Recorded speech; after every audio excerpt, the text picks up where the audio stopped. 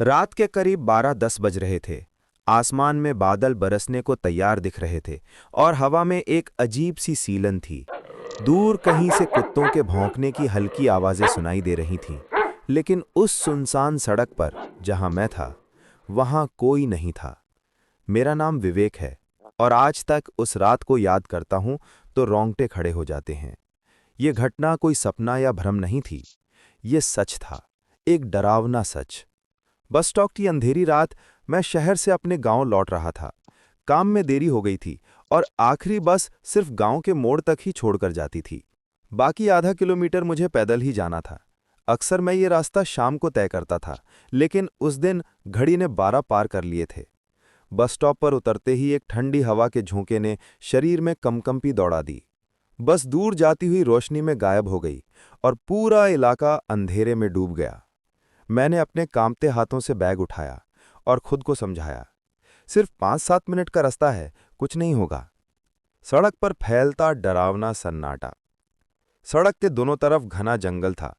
ऊपर नीम और पीपल के पेड़ एक दूसरे से ऐसे झुके हुए थे जैसे छाया बनाकर किसी को निगलने की तैयारी कर रहे हों।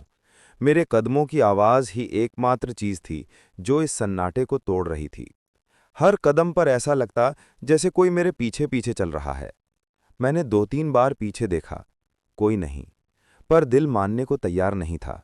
मैंने चलते चलते माँ की याद में बुदबुदाया, थोड़ा और, बस घर पहुंचना है। लेकिन आज घर पहुंचना आसान नहीं था। पहला डर, पेड़ पर लटकता साया। जैसे ही मैं सड़क के आधे हिस्से पर पहुंचा, एक अजीब सी आवाज आई, खड़ खड़ खड़, जैसे हवा में कुछ हिल रहा हो।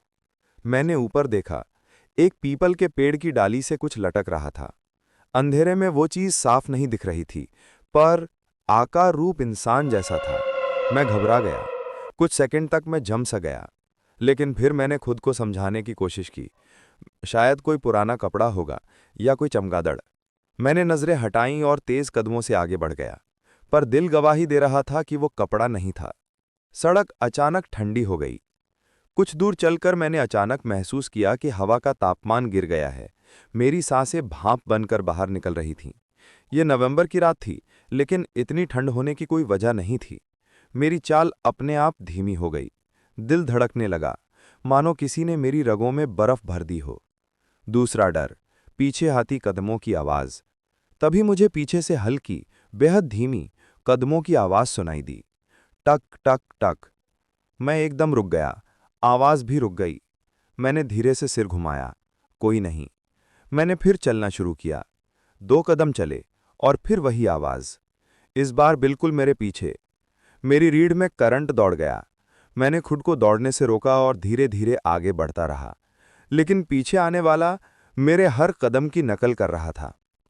मोड़ पर दिखा साया। करीब 50 मीटर आगे एक मोड़ आता था। बस वहां पहुंचते ही एक पतली लंबी छाया रास्ते के बीच खड़ी दिखी।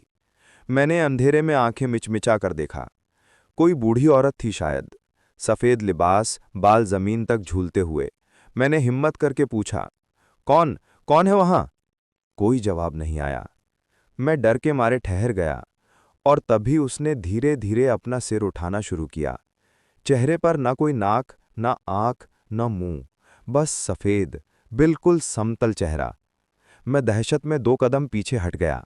मेरी गर्दन अकड़ गई, आंखें फटी रह गईं। औरत ने हाथ उठाकर मेरी तरफ इशारा किया और अचानक वो एक झटके में गायब हो गई। मेरे पैर सुन्न पड़ चुके थे। मैं चिल्लाना चाहता था, दौड़ना चाहता था, पर आवाज गले से निकल ही नहीं रही थी। मैंने खुद को संभाला और हाथ कांपते हुए आगे बढ़ा। नहीं रुकना, घर पास है, बस थोड़ा और। लेकिन तभी झोंपड़ों से आवाजें आने लगीं। तीसरा डर, सड़क अब वैसी नहीं थी। जब मैं मोड़ पार कर गया, मैंने देखा सड़क जो मेरे गांव की तरफ जाती थी अब वैसी नहीं थी। ऐसा लग रहा था मानो रास्ता बदल गया हो। पेड़ एकदम करीब आ चुके थे, जैसे वो रास्ते को निगल रहे हों। मैं डर गया। ये वही रास्ता है या मैं गलत आ गया? लेकिन गलत आने का सवाल ही नहीं था। रास्ता बस बदल चुका था। आगे कुछ दिखाई नहीं दे रहा था, सिर्फ काला धुआं जैसा अंधेरा। सन्नाटे को चीरती फुसफुसाहट। अचानक मुझे किसी की फुसफुसाहट सुनाई दी, विवेक। मेरी रूह कांप उठी। ये किसी इंसान की आवाज नहीं थी। फुसफुसाहट फिर आई, पीछे क्यों नहीं देखते? मैंने सिर झटका। मैं पीछे नहीं देखूंगा, जो भी है उसे मैं नहीं देखना चाहता। मेरे कदम अपने आप तेज हो गए, लेकिन उस आवाज को मानो मेरी जल्दबाजी पसंद नहीं आई। वो और नजदीक आई। रुको, लौट जाओ, अभी भी वक्त है। मैंने दोनों कान बंद कर लिए, पर आवाज कानों के अंदर से आ रही थी। चौथा डर, पेड़ों से झांकती आंखें। अचानक दाईं तरफ की झाड़ियों में चमकदार लाल आंखें दिखाई दीं। मैं जड़ हो गया। धीरे धीरे एक और, फिर दो, फिर कई आंखें, जैसे पूरा जंगल मुझे देख रहा हो। मैं कांपते पैरों से धीरे धीरे पीछे हटा। तभी बाईं तरफ भी आंखें प्रकट हो गईं।